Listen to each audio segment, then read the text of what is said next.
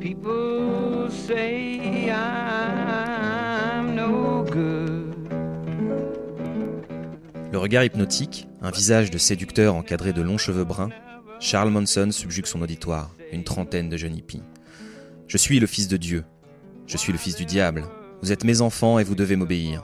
Je suis votre père, votre amant, votre frère. Vous devez vivre pour moi. » Le Peace and Love, mais version trash.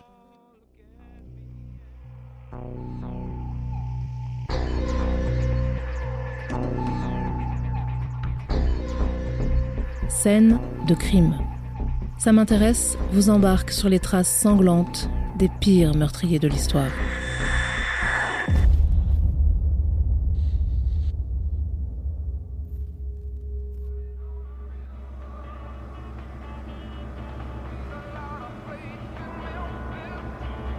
Dans la nuit du 8 au 9 août 1969, 3 filles et un garçon d'une vingtaine d'années partent en mission.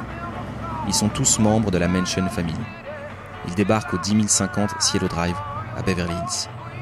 Et ce qu'ils veulent est simple. Ils veulent tuer. Tuer tous les occupants de la villa de la manière la plus atroce possible. Cette expédition meurtrière n'est pas la première. 10 jours avant, Manson a demandé à ses disciples d'exécuter Gary Inman, un chanteur à qui il voulait extorquer de l'argent. Au moins 3 autres meurtres auraient été commis, des autostoppeurs ont disparu à proximité du ranch où vit la famille. Manson a pris goût au sang. Il ne craint rien ni personne. Il veut juste prendre sa revanche.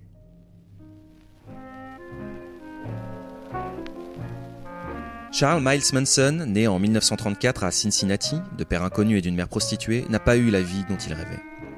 À 5 ans, sa mère l'a même vendu pour une pinte de bière. En 1947, il est placé dans un foyer dont il s'enfuit au bout de 10 mois pour rejoindre sa génitrice. Erreur. Elle rejette cet enfant non désiré.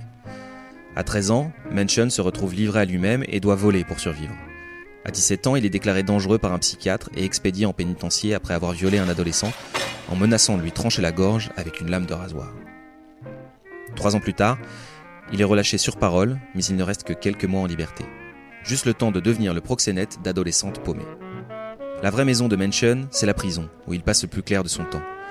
Il s'y instruit, apprend à plaquer des accords de guitare et dévore des livres sur la scientologie. Il découvre que les communautés et le psychédélisme sont à la mode. Pour la première fois, Charles Manson s'imagine un avenir, une famille aimante et dévouée.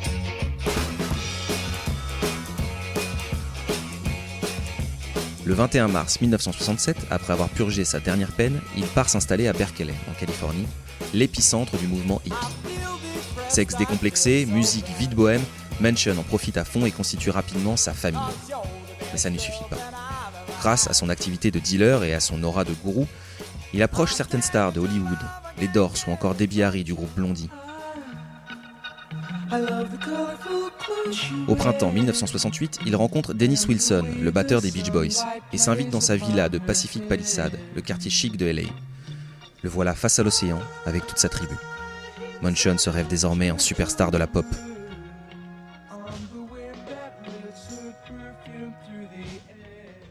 En juin 1967, il profite du studio personnel de Dennis pour composer et enregistrer la maquette d'un album au titre évocateur.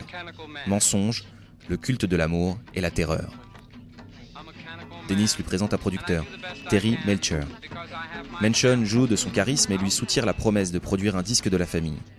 Mais très vite, Melcher change d'avis. Manson est instable, ingérable, inquiétant.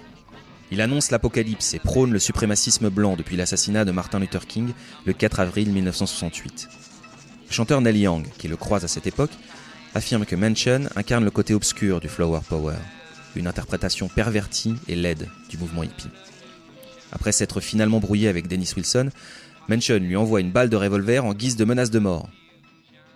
En février 1969, quand il réalise que Melcher n'enregistrera jamais son album, le gourou diabolique jure de se venger.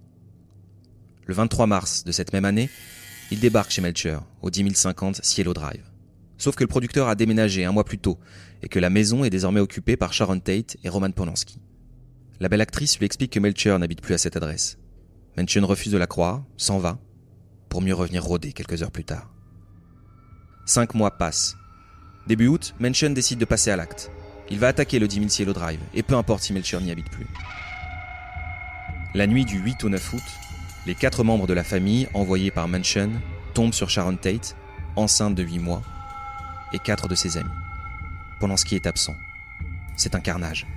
Il larde le corps de Sharon Tate de 16 coups de couteau. Ses 4 amis sont aussi tués par les fanatiques de la famille, qui tracent le mot pig, porc, avec du sang, sur la porte d'entrée. Puis il s'enfuit. Manson retourne sur place pour mettre en scène le carnage. 5 persons, including actress Sharon Tate, were found dead at the home of Miss Tate and her husband, screen director Roman Polanski. Miss Tate, who starred in Valley of the Dolls, was 8 months pregnant. L'assassinat barbare va bouleverser l'opinion américaine et mondiale. Mais le lendemain, la cavale sanglante continue avec le meurtre d'un couple que Manson a croisé dans une fête, Leno et Rosemary LaBianca, dans un autre quartier résidentiel de Los Angeles. Ils sont poignardés avec des couteaux et des fourchettes. Les tueurs de la famille restent ensuite chez leurs victimes, le temps de se doucher, de vider le réfrigérateur et de jouer avec le chien du couple assassiné. L'épopée meurtrière de Manson et de sa tribu va prendre fin 3 mois plus tard. La police effectue une descente dans leur ranch pour enquêter sur des vols et incendies commis par les membres de la communauté. Les policiers découvrent alors des armes ayant servi à assassiner Gary Inman, les victimes de Cielo Drive et les LaBianca. Des empreintes digitales relevées sur les 3 scènes de crime permettent d'identifier plusieurs adeptes. L'étau se resserre. Une des maîtresses de Manson, Susan Atkins, déjà en détention pour vol de voiture, se vante des meurtres auprès de ses codétenus. Interrogée par la police, elle finit par tout avouer. Le gourou et sa famille sont cuits. Aucun des assassins ne manifestera de remords pendant le procès qui débute le 15 juin 1970. Ce jour-là, Manson apparaît dans le box des accusés, une croix gravée sur le front.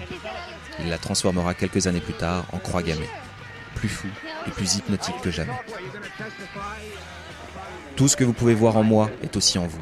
Je suis un simple miroir, clame-t-il devant la presse venue couvrir le procès. Le 19 avril 1971, le gourou sanguinaire et une partie de sa bande écopent de la peine capitale, commuée en prison à vie après un décret ultérieur de la Cour suprême. Charles Manson retourne derrière les barreaux. Lui qui avait toujours voulu devenir célèbre est désormais une icône de la pop culture américaine. Il reçoit 20 000 lettres par an, on s'arrache les goodies à son effigie, il a une fiancée de 26 ans et des fidèles qui attendent sa libération sur parole, refusée déjà 12 fois. Il s'en moque car, pendant ce temps, il peaufine son image de superstar du crime. Manson se dit immortel et continue de se prendre, selon les jours, pour le fils de Dieu ou du diable. La mort met fin à son dilemme le 19 novembre 2017 en le cueillant à l'âge de 83 ans.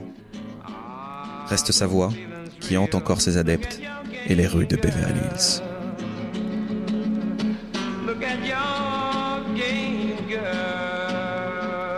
Ce podcast a été écrit par Véronique Chalmet et raconté par Julien Chavannes.